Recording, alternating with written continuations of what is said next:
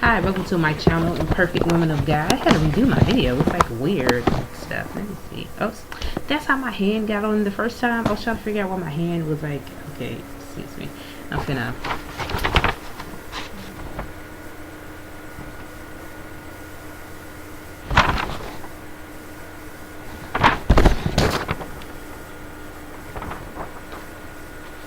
Alright, so I'm trying to make sure my thing is right. Okay, there you go. Hi, welcome to my channel, Perfect Woman of God. I'm sure y'all probably like, what? I'm one of those people, I do not like edit my videos, so you're gonna get what you get. So if I'm doing some weird stuff, hey. Okay, so for me, I'm gonna start reading. I have my handy dandy notebook. Now I'm just playing. Yeah, it is kind of a notebook. So that's what I'm gonna be looking at. So if y'all see me looking at something like, what's she doing? Okay, so the idols of your heart. That's what I'm talking about today, because I feel like it's the perfect time to talk about this, because we all have idols, and this is the reason why God is making us sit down, humble ourselves, turn from our wicked ways, and focus on Him, because our idols are this entertainment, ourself, and it's just, the list goes on for idols, honestly. So an idol is anything that's in your heart that gets in the way of a relationship with the Lord. I'm going to read Ezekiel chapter 14 verse 1 through 8. Just a little something, not the whole, Basically, it's like a summary. The Israelite elders come to, God. And Ezekiel, come to God. And God, He cuts them off from speaking and making their requests to Him. God tells Ezekiel that He had to set up, they had idols set up in their hearts. That's why He's not willing to entertain them. So basically the summary is about the Israelite elders that come to God, and God cuts them off because He knows they have idols in their hearts, and He will not make their request. And He tells Ezekiel to tell them that, because they like, oh, why He not listening? Ooh, what's going on? So Ezekiel's like, hey, you have idols in your heart. That's why God's not listening. I feel like when it comes down to us in general right now, a lot of us probably are praying, that feel like, oh, God's not listening to me. But you have a lot of idols. You have a lot of things that are distracting you from even hearing God if He is saying something to you. They are separating themselves from God through idols in their hearts. Like I said, I write the notes, so I'm looking at it and make sure to stay in order and not go out of track. Idols in your heart can become that stumbling block for a lot of people, including myself. So when you read Ezekiel chapter 14 verse 1 through 8, you will see that, these elders, seem very confused, because they're like, oh, why is God cutting us off? Because you're entertaining these idols in your heart. And it's blocking you from hearing His voice. It's blocking you from getting a closer relationship to Him. Again, another thing that can potentially kind of mess you up. So, lust. Matthew 5 verse 27 through 28, that talks about lust. Many people are addicted to lustful thoughts, actions. Jesus, He gives us a teaching of lust. Lust, can be a man looking at a woman, with his eyes, and he is married. It's adultery. People who present themselves in ways to entice people by dressing inappropriately, which means in a modest way, man and woman, dressing half naked. It is what it is. You can entice someone. You can cause them to lust, become that stumbling block, and you don't want to become that, reason why someone's lust. And it's like, oh, it's not all on me, it's on them also. Yes, I understand that, but at the same time, our flesh is weak. So therefore, when you do things, and when your flesh is weak, it's going to react to what your foolishness, what you're doing over there, because I feel like a lot of people are just like, no, it's not all me. But if you got your titties out, hey, I'm saying it, I'm just going to throw it out there, sorry. Hey, if you got your boobies, guys, if you got all your little body out and stuff, and people looking like, ooh, that look nice, they're lusting because you're just half naked. So let's not do that. That's wrong. I'm sorry. Get mad all you want. Hey. Yes, hey. You got your boobies all out? Your breasts? People call them titties. I know, that's horrible. You got your boobies out? You got all your good buds out? You got people out here lusting?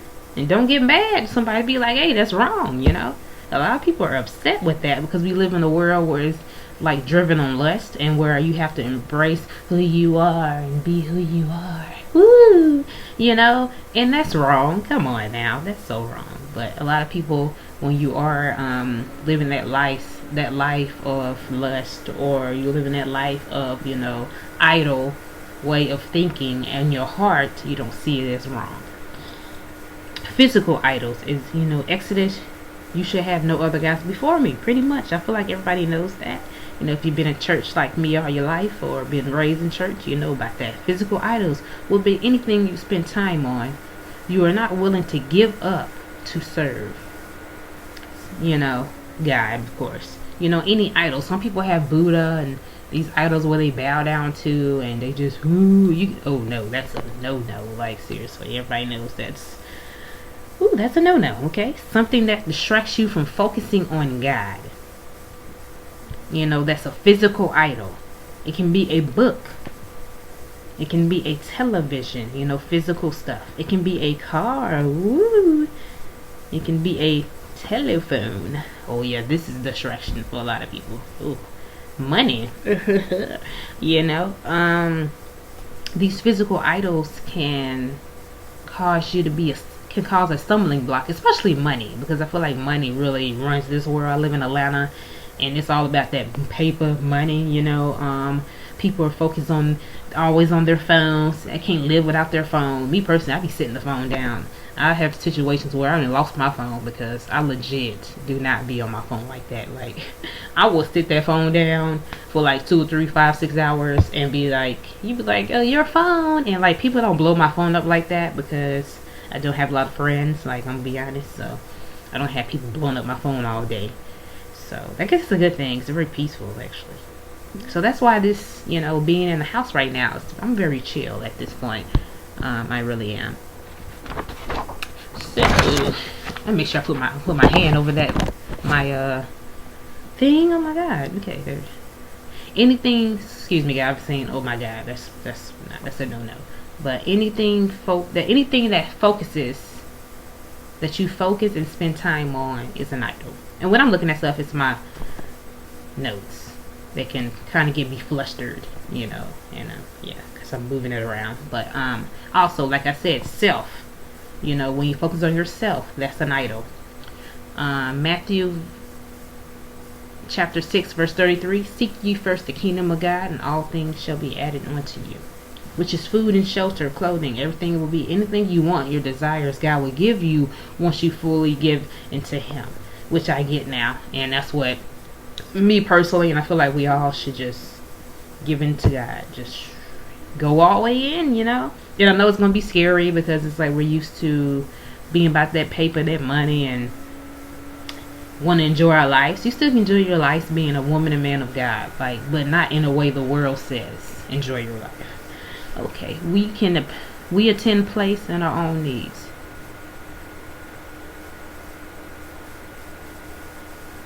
Okay, so we attend to place our own needs before God. You know, doesn't, you know, and do not want what God wants for us. And sometimes we tend to put ourselves first, our own needs before ahead of God. I'm over looking at my notes, so, you know, because I be writing stuff weird. So I'm like, what? That don't sound right. My bad. Okay. If He called you to serve, are you willing to serve? That's pretty much what this all going to when it comes down to self being your own idol. And you can easily, I wouldn't say easily, it's going to be very difficult. You have to fast and pray and make your flesh become weak and learn to hear God's voice. It takes time. It's a progress. It's not something that's going to bam happen because you're so used to walking in that flesh, feeding that flesh with entertainment and doing what you please and putting yourself first in your needs. So it's going to be very difficult, I'm not going to lie. For some people, especially if that's like your main idol in your life. Like, so serious. Okay, so going to keep it 100. Once you continue through that path and progress, it will be a beautiful thing, and you'll be like, wow, I feel so much at peace, you know, because you're not so focused on yourself and your needs, if that makes sense. Just like now, you know, a lot of people are focusing on their self, their needs, and, oh, I gotta pay my bills, so I need clothes, I need food, you know, being anxious, worrying about things that you shouldn't worry about, honestly, because those things will come in time. I'm more like a minimalist, so I don't worry about things like most people worry about, so I'm good. Entertainment. You got Galatians chapter 3 verse 17. You can go look at that. For some reason I didn't write that down. I think because I had a lot on these papers. So Galatians chapter 3 verse 17. So yeah, you can go look into that. It's about entertainment. Is your entertainment honoring God? Most entertainment does not honor God. Me personally, I'll be trying to look for stuff that is God honoring, or would it feed my flesh and make it be like, hey, I like it. It's very difficult actually. Kind of think about it. Like me trying to look for stuff now. And then they do have TV shows like scientific TV shows or stuff about like science and stuff. But it's like, again, I feel like scientists and things like that, a lot of them be trying to play God or trying to make organisms or do evil things. So when I watch that stuff, it's more of a, okay, I see how the world is type of thing, of learning thing, and realize that we cannot keep playing God. You cannot be a scientist thinking you can make a human being, or you're not God. You can't make miracles. You're a human being. You have flaws. You have things. That's why we have this perfect Jesus and this perfect God. To give us that example. But it's no way we'll be like God, which means perfect. We're imperfect people, but a lot of people feel like once you get saved, you become this perfect individual. Like you'll never, like life won't just get difficult for you. It will get difficult. You will find yourself learning new things about yourself that you need to work on. A lot of people don't like to talk about that stuff. Life is not going to be peaches and cream. That's all I can say about that. So is your entertainment God honoring? Yeah, it's not gonna, let's be honest, all the lust and stuff that's all in there. But it's some TV shows out there that's pretty normal, but it's very difficult to find those type. If I could, I should probably write a list of stuff I'd be watching that's not so flesh, receiving, if that makes sense. If not, then that is enough reasons to step away. So if you feel like it's whatever you're watching is not God honoring, and you feel like, hey, I shouldn't watch that, that's wrong, back away from it, go find something else to watch. The problem is when we place entertainment above serving and honoring God. That's what the problem is for a lot of us, including myself, because I like me some TV, some movies, and now I know that I cannot watch these things because they're not honoring God in any kind of way, or they're mocking God, because a lot of these TV shows, like superhero shows, be mocking God. Like, wow, it's crazy. Like, a lot of these TV shows, superhero shows, be mocking God, and it's like I can't even watch it because I know it's wrong. So, unfortunately, and I know a lot of people are into that type of stuff. So they're like, "What? I can't watch it." I mean, if you really listen closely and realize what they're saying, a lot of them are trying to play God, mocking God, and it's not right. Again, you got the scientists making people, in ways they shouldn't be making people, putting stuff in them, doing things that's so wrong, that's ungodly and not right. So whatever you choose to entertain, music wise and things like that, make sure they're God honoring, and that they do not interfere with you serving and obeying God in any kind of way, because that's a problem. So the next one is fear and worrying. A lot of people fear and worry, like right now, oh, I'm gonna pay my bills, Philippians chapter 4 verse 6. Be careful for nothing, but in everything by prayer and supplication with thanksgiving. Let your requests be made unto God. So be thankful for what you have. Be content with what you have. Pray about it. Go to God, pray about it. But also if you have that fear has us all refusing to step out on faith to follow God. So when you have fear, you refuse to do what God wants you to do because of that fear. I feel like a lot of people fear right now with the coronavirus. You fear, you're afraid to step out and do what God wants you to do because you fear of getting sick. But God, He is your protector, He is your rod, He is your staff, He walks through you through all this darkness. So why fear? An attempt to control your life and not allowing God to control yours. You're trying to do what you want to do. Again, being an idol for yourself, worrying about worldly things in the world, like what I'm gonna eat. It even says in the Bible, do not be anxious of what you eat, which what is on what's clothing you, what's on your body, because He feeds the birds and things like that. So why worry about those things? Oh, that's all. Alrighty, so I pretty much got the pretty much basics, the entertainment, the fearing, the lust, the self, money, things that's physical that you can touch, physical idols, anything you can think of that you can physically touch that you feel like you just can't live without, or is your idol, or something that you just strive towards more than God. A lot of people strive towards money and material things. That is your idol. That's something that you need to work on so you can focus more on God. And a lot of people will be like, well, there's a lot of Christians out here that, they say they're Christians or pastors, but they seem very materialistic and into money. God will get them. They have to reckon, they seem very materialistic and all about money and flashy and, ooh, look at me, have my nice dress on, as if our clothing is what defines us of who we are, I feel like we all started just dressing kind of normal, I guess you would say, and just tone it down in church with the clothing. That's a whole different subject where I feel like people go to church for like a show or something. Why you can't just come in with some regular clothes and just praise God, and not come in here like with your makeup, like you going to the club or something, like makeup done, like you doing this. Why you can't just come in here just normal you, like you be at the house? It just come, I wouldn't say be at the house. Some people just come in there with a scarf on their head looking crazy. You know what I mean? But, it's just being you, I feel like church is you. We are the church, and we should be able to come to church and just be ourselves and not make ourselves the idol, and not allow entertainment to block us from that, and not allow lust to have us stumbling over and over again, and not allowing fear to continue to not, stop us from doing whatever God wants us to do. We do hear what he wants us to do and continue to push forward. And that's just a message I have today. This is from my honest heart, and for me, my idol is lust. I would say entertainment. That's very easy just to, I don't even, ain't nothing on TV anymore. Who am I kidding? I've been over the entertainment a long time ago, to be honest. And for me, it's me having fear and being anxious. I wouldn't say worry, anxious. Me wanting to control my life and not allowing God to completely control it, because I'm used to controlling it. So yes, so for me, it's that fear mixing with that anxious, mixing with that lust.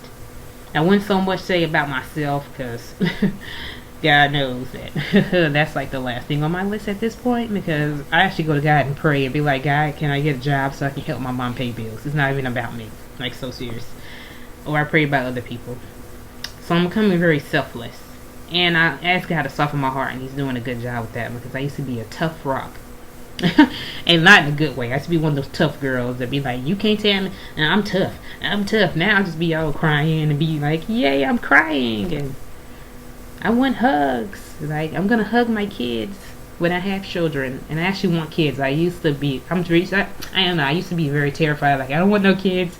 I'm so scared. This world is a mess. And I'm like, if I have kids, my kids are gonna be fighters. So that's just what my heart is at right now when it comes down to idols. So thank you for watching my channel, and I know I talk a lot, but yeah, it's a little bit shorter than I thought. I thought it was going to be a 20-minute type of video, but it was like at 18. So thank you for watching my channel, Imperfect Woman of God. We've become these perfect human beings due to time, but in the process, we are all imperfect people of God. We have things that we need to recognize, that we need to work on those things, and I will have all my notes at the bottom of my video, in my description box, and also in my comment section. And if you have any like other things to tell me, or honest reactions to this video, I would appreciate it. Okay, my video just turned to 19 minutes. So have a blessed day, and I think I might maybe do another video for something. I have a lot of stuff I enrolled to, like, y'all don't even understand. Like, woo, peace. Oh, now that was one of those, like, I don't know why people put their tongue out. See, look, that was just my flesh acting stupid. That don't make no sense. Peace. No, peace. No, I'm done.